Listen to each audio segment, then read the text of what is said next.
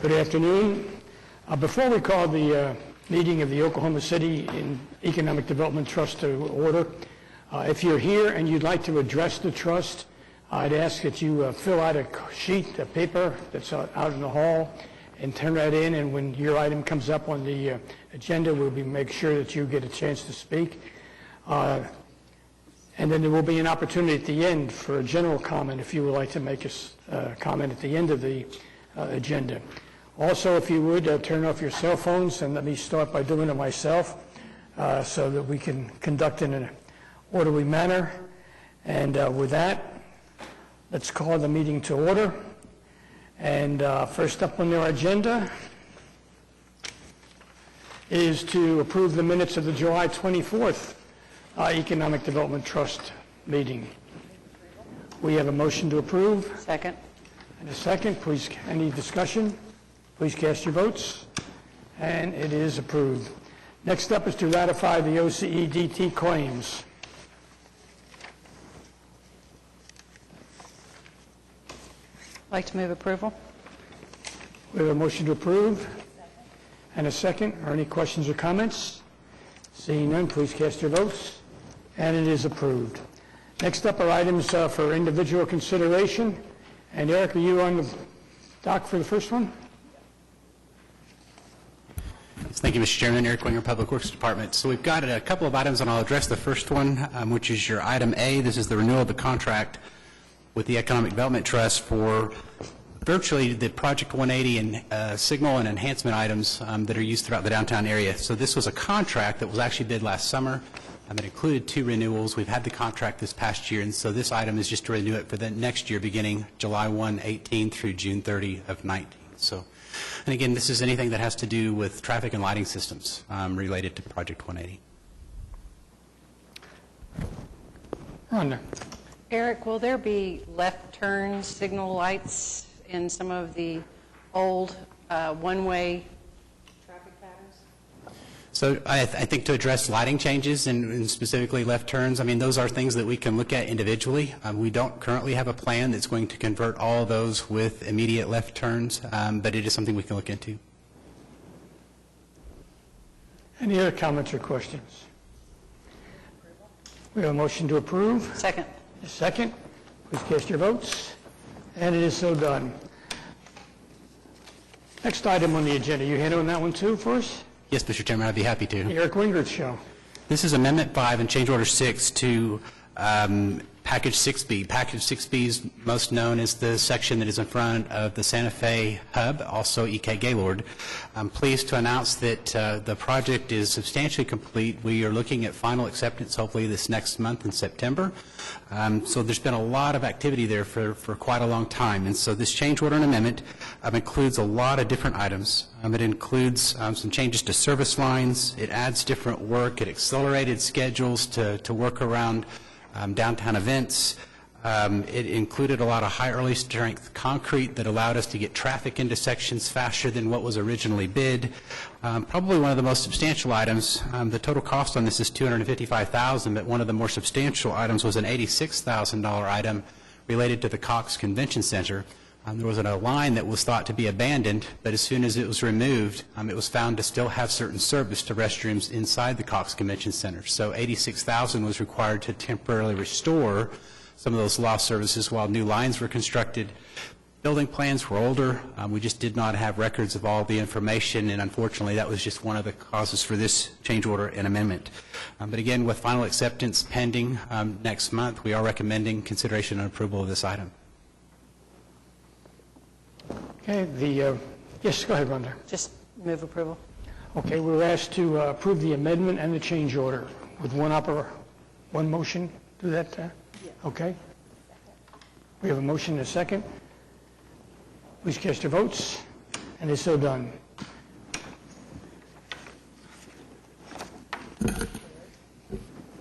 And Eric again. Brett and I are trying to decide who is going to present this one to you. It's 180 related, and I think as we're looking at item C, agreement with the Metropolitan Library System to provide funding for the installation of P180 style improvements at the Ronald J. Norick Library here downtown. This is an agreement that you'll find that is attached. There was work completed as a part of Project 180, but there was also an agreement that the Metropolitan Library System would pay for a portion of that work. And so this agreement simply receives $65,599 for a number of those improvements, and so can answer any additional questions that you might have. Thank you, sir. We have a motion to approve. A second. Please cast your votes. And it is so done.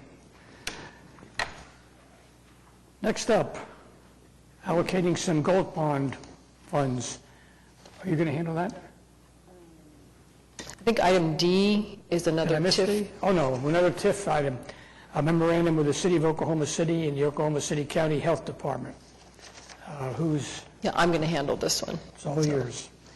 This is an item to allocate, to enter into an agreement with the City County Health Department to provide TIF assistance for their Southern Oaks project in the amount of $1.5 million.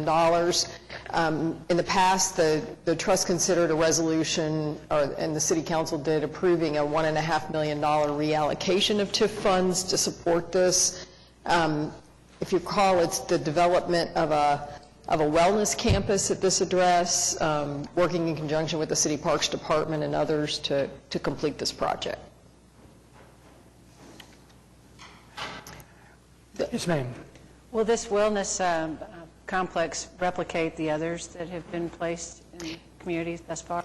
It is not a senior wellness facility, so it's a City County Health Department facility along with the library, and I think the Parmalee Elementary School is next door, so it's really more of a campus approach with those three buildings and a city rec facility. I will say that this is a reimbursement agreement, so we will provide them the funds as they spend them. Good question. I'd like to move approval. We have a motion to approve. And a second. Any further comments or questions? Please cast your votes. And it is approved. Now we'll get to the general obligation limited bond money.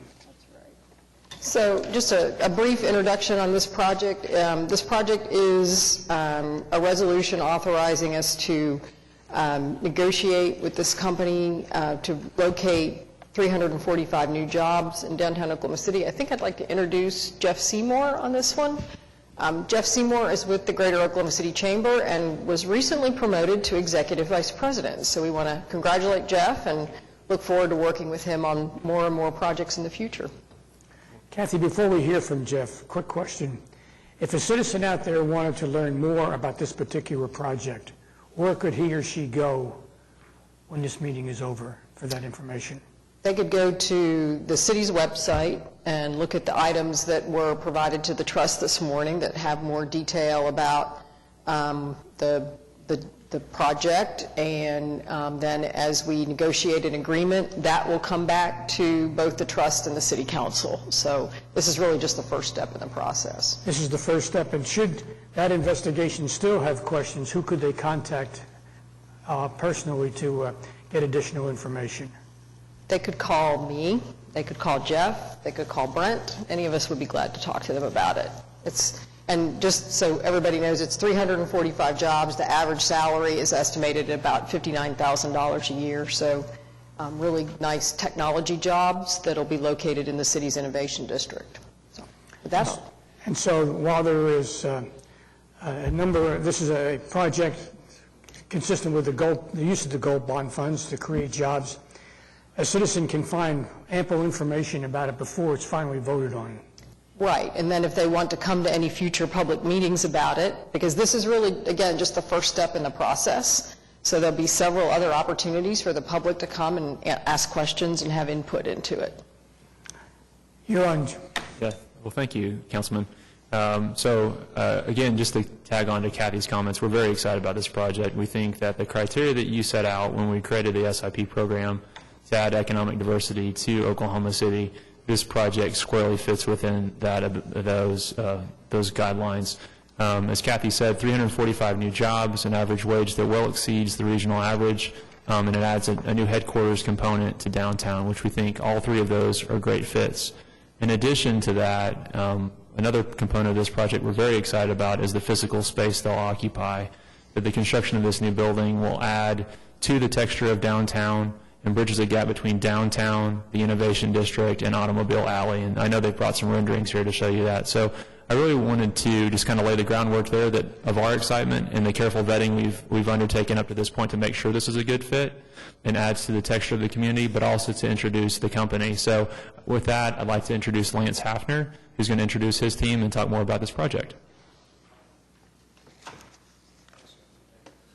All right. Well, I want to thank the chairman and the trust for hearing us today. We're excited to speak to you and tell you a bit about the company and what we plan to do with our jobs over the next few years. I'm going to bring up my colleague, Tommy Wilkerson, who is Vice President of Business Operations. He's been with the company a bit longer than I have, so he's got some of that institutional knowledge that I may still be learning. So we're going to tag team with this today. And then we also have Robert Patton, who is our Vice President of Lending. Lending is a product that we offer our merchants, and we'll speak a bit about that later too. So Robert's going to be in the audience cheering us on.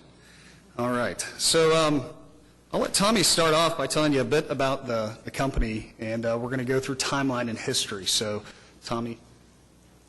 Yeah, thank you for letting us be here today. We're excited to talk about this project. Heartland as a company was founded in 1997 with the idea of being a transparent organization in our marketplace.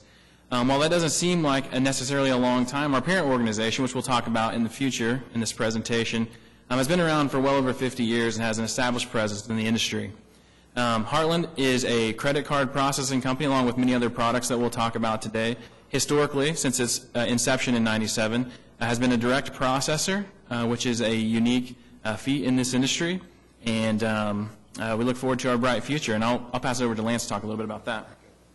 So, and we'll give you more detail about the company. We have multiple business lines today. We have plans to expand these business lines, so we'll get to those in just a bit. Let's talk about size today. So we're the 5th largest payment processor in the United States, 9th largest payroll processor.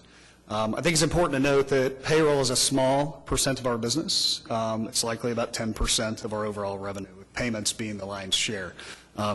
So you might ask yourself, what type of competitors do we have?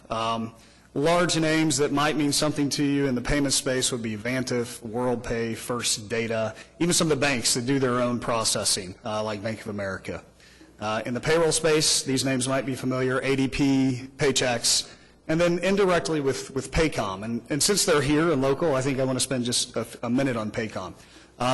We in the payroll business are in micro businesses or employers, so 2, 3, 4 employees, up to 250. But really our sweet spot is going to be 20 to 30 to 40. And so we have a majority of our payroll customers and businesses that email their payroll into us or call their payroll in. So they're literally sending the payroll data to us over an email or a phone call. And so it's a service-based model, to whereas Paycom is much more automated in a much larger space. So they're going after larger companies than we are. It doesn't mean that we don't intersect. I won't leave you with that. We certainly intersect, and we're going to compete probably at the top of our range and the bottom of theirs. So, but we're happy to have Paycom here. We're happy to be a sister company with them, competing for people and making Oklahoma a better community, Oklahoma City a better community. Next slide, please. Let's talk a bit about our market cap and overall size of the company. So you may be aware we're actually owned by Global Payments based in Atlanta, Georgia. We're one of their wholly owned subsidiaries, one of the largest subsidiaries that they own. And the market cap, Global, Heartland, and the sister companies under the Global umbrella is about $18.5 billion. That will be our market capitalization on the equity markets. Enterprise value is a little over $22 billion, and our revenues last year were $4 billion for the calendar year 2017. And we do operate globally, as the parent namesake would lead you to believe.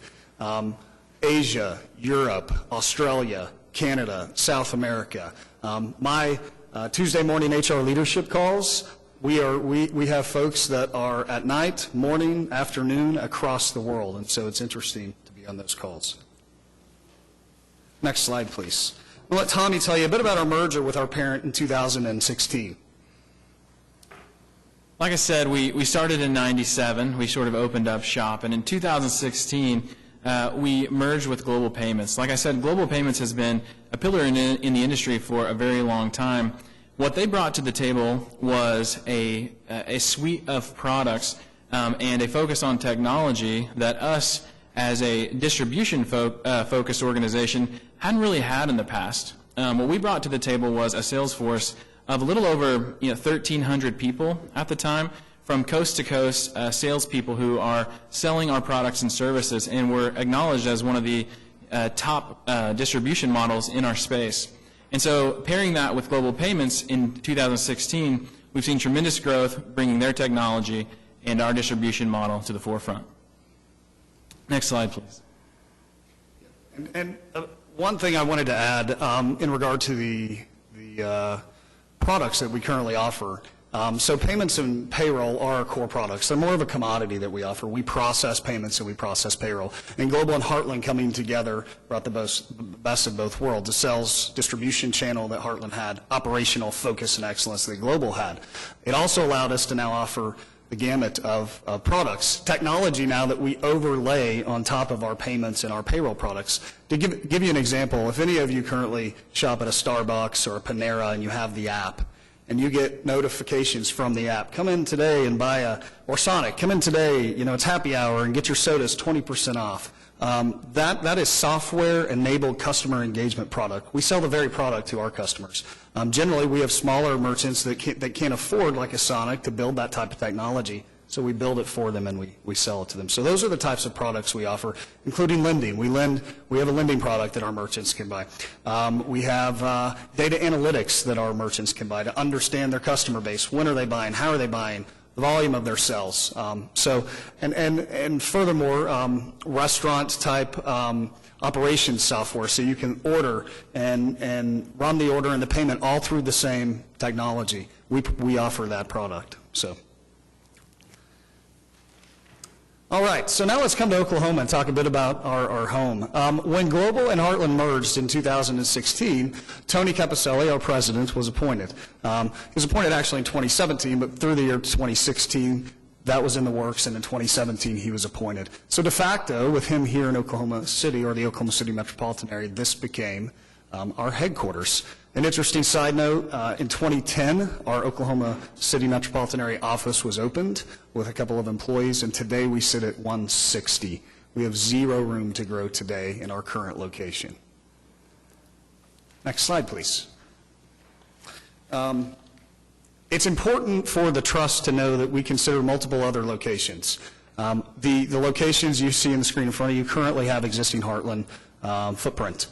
Cleveland, Ohio, we have a large payroll branch. Jeffersonville, Indiana is a Heartland Service Center where our merchants can call in to service their accounts. Atlanta, Georgia is Global's parent, but we also have another small payroll contingency office there. In Plano, Texas was the Heartland IT shop, which has several hundred employees.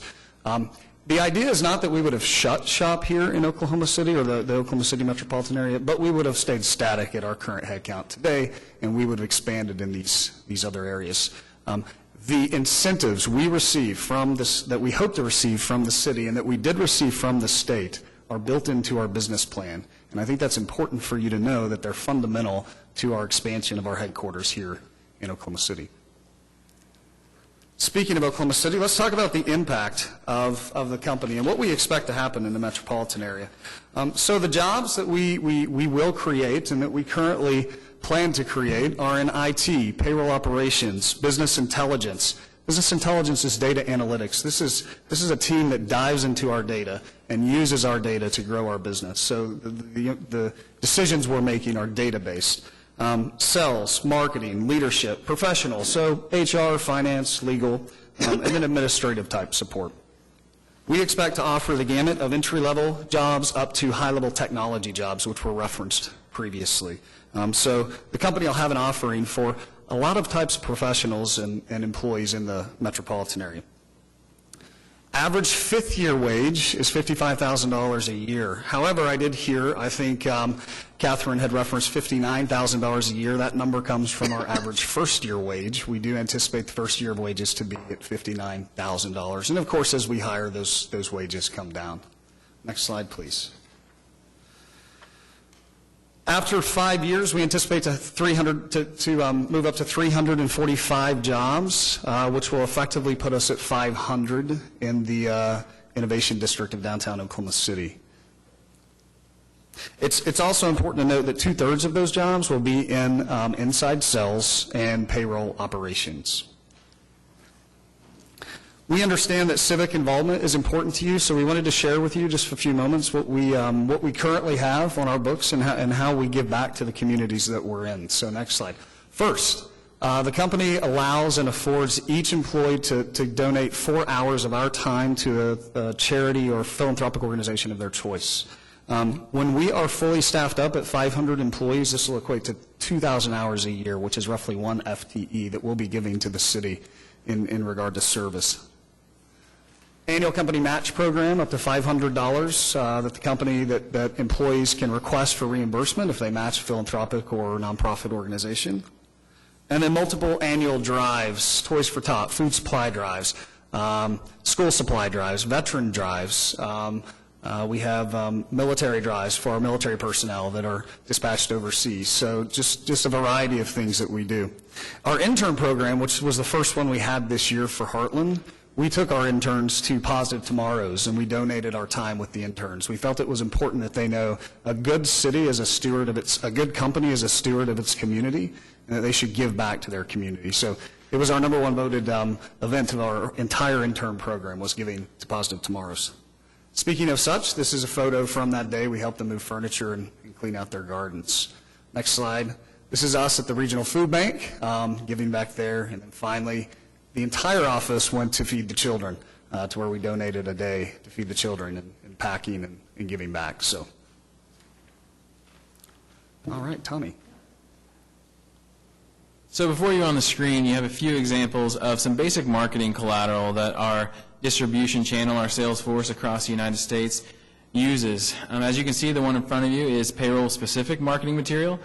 These are, as you know, payroll is a very tricky business, and every state has its own set of rules and regulations. The one you see before you is California, obviously, and that's because they have a very specific set of rules. And as we market to our customers, we want to be very specific about the products that we offer them, the security that we offer them, and the opportunities that we have with processing with Heartland specifically. On the next slide, you'll see some payments marketing materials. These are used also by our sales force to hand out, in hand or digitally, showing our focus on data security. We do not want to be a part of a data breach with our customers, and we put a very big focus on that. And we talk about how our distinctions in the marketplace, what separates us from the competition, which we think are really good ones. On the next slide, you can kind of see the gamut of some of these marketing materials, from payment to payroll, lending, and POS, offering a lot of our different product suite available, and highlighting and showing what our customers are able to get with Heartland.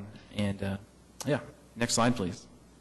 Okay, so we want to leave you with a few. We want to leave you with our location, a few renderings of the new building. So we've selected the 5th and Broadway location. So this is a view looking east.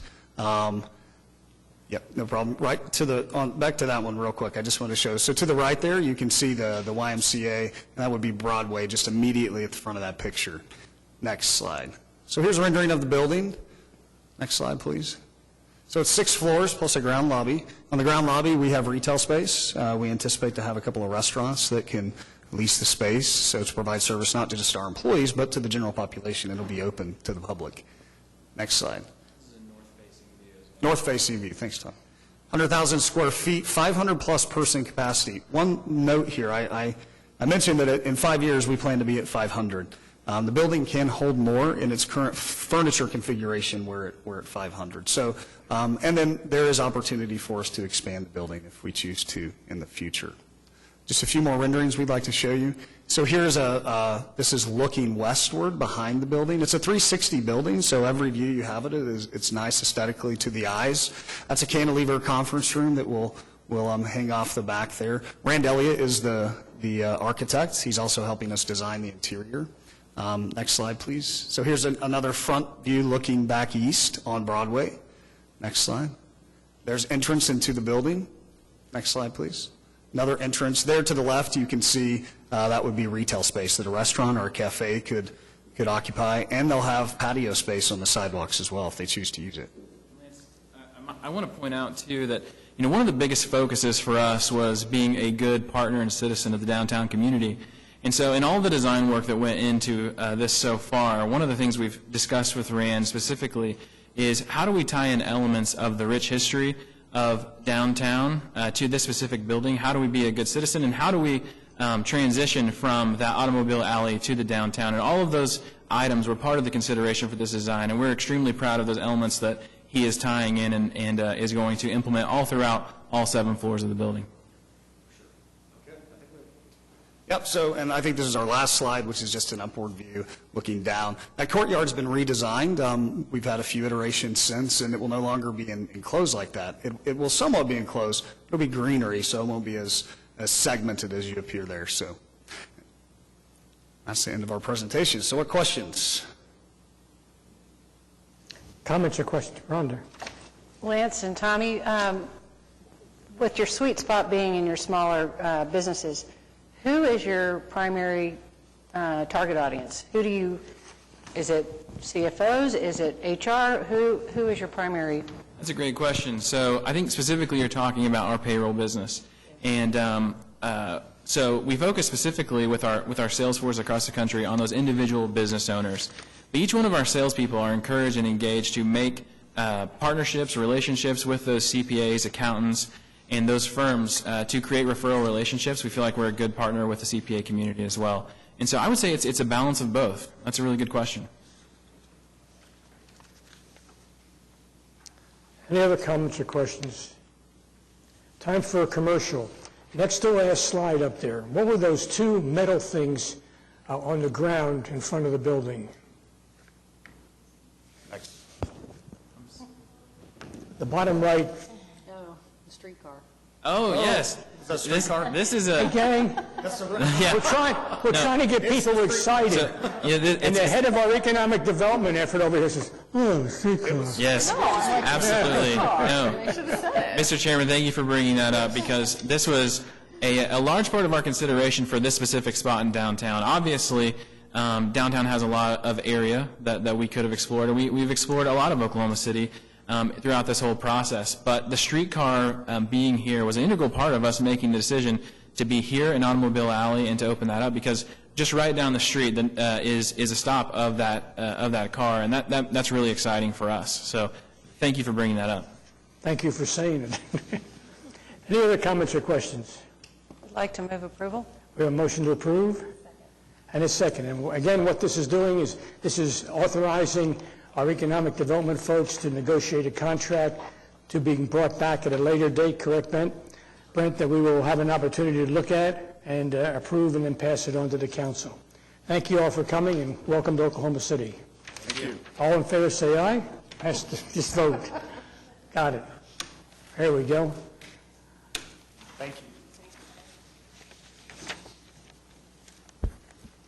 Councilman, item F is the interim financial report for the Economic Development Trust through June 30 of this year. Our accountants, Jake Siebenoller and Patricia Wilson, are here, and I want to commend them because they have to account for all the things that we do. And if you want to see how intricate each one of our deals is if you look on page 11 on this interim financial, it has all the notes. And they spend a lot of time keeping up with those notes, updating those notes, and I think that's, if somebody wanted to find out the details of all of our deals, a lot of it's right there within our interim financials. So we will get a final interim that's been audited, or a final annual report that will be audited by our external auditors. It'll come back to you either in November or December for receipt. And then, and with that, if you have any real detailed questions, they're here to answer them, and I'll try to do my best. So, Any questions for Brent? If not, entertain a motion to receive the report. We have a motion to approve. Second. Please cast your votes. And it is approved. Next on the agenda, we're going to have to, do we need to vote on this continuance, or? No, you can order it. Okay, well, I'm going to order the, our library lady got delayed up in Maine, I guess it was, and is not able to be here today at the last minute, so we'll delay this to another session to get her report. General manager reports. The general manager's report is in your packet. The financials are through June 30th. As Brent mentioned, between now and the end of December, we'll be preparing audited financials that will be presented later this year. On the pages that include tax increment financing, those ad valorem payments were received in June, so those show up on the reports. And we've added a new convention center hotel fund to the report because we are beginning to accumulate funds that will be used to help make debt service payments on bonds that the city and the trust will be issuing shortly. So. Do we need no action required? That being said, we're ready for comments from staff. Seeing none. Comments from any of the trustees? Again, seeing none. Any citizens wishing to be heard at this time? And again, seeing none, thank you for your attention. We are adjourned.